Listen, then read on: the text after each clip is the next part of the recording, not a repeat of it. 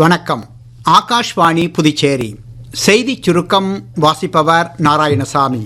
பிரதமர் திரு நரேந்திர மோடி நாளை அயோத்தியில் ராமர் கோவில் கட்டுமான பணிகள் முடிந்துவிட்டதை குறிக்கும் வகையில் கோவில் வளாகத்தில் காவி கொடி ஏற்றி வைத்து விழாவில் உரையாற்றுகிறார். நாளை மாலை அவர் ஹரியானா மாநிலம் குருஷேத்ரா சென்று சீக்கிய குரு தேஜ் பகதூரின் 350வது தியாக தின விழாவிலும் கலந்து கொள்கிறார்.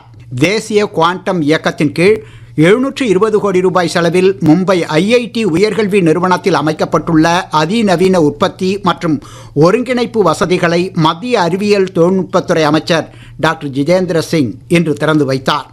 குவாண்டம் தொழில்நுட்பத்திற்கு தனி இயக்கம் வைத்துள்ள உலகின் முதலாவது நாடுகளில் ஒன்றாக இந்தியா திகழ்வதாக அவர் கூறினார்.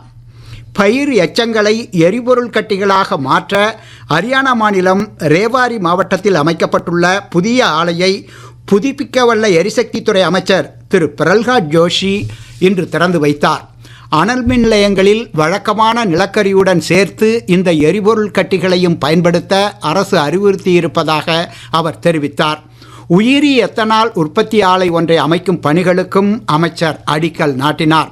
புதுச்சேரியில் இதுவரை 95.61% SIR கணக்கெடுப்பு படிவங்கள் வாக்காளர்களுக்கு வழங்கப்பட்டு 57.66% படிவங்களின் தரவுகள் டிஜிட்டல் மயமாக்கப்பட்டுள்ளதாக மாநில தலைமை தேர்தல் அதிகாரி திரு ஜவஹர் தெரிவித்துள்ளார்.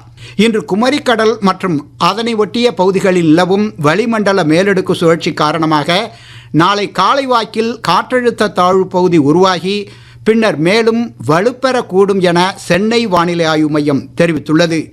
மும்பையில் இன்று காலை காலமான முதுபெரும் திரைப்பட நடிகர் தர்மேந்திராவின் இறுதிச் சடங்குகள் அவரது மனைவி ஹேமமாலினி, மகன் சன்னி தியோல், மகள் ஈஷா உள்ளிட்டோர் முன்னிலையில் மும்பையில் உள்ள பவன் ஹன்ஸ் மயானத்தில் இன்று மாலை நடைபெற்றன.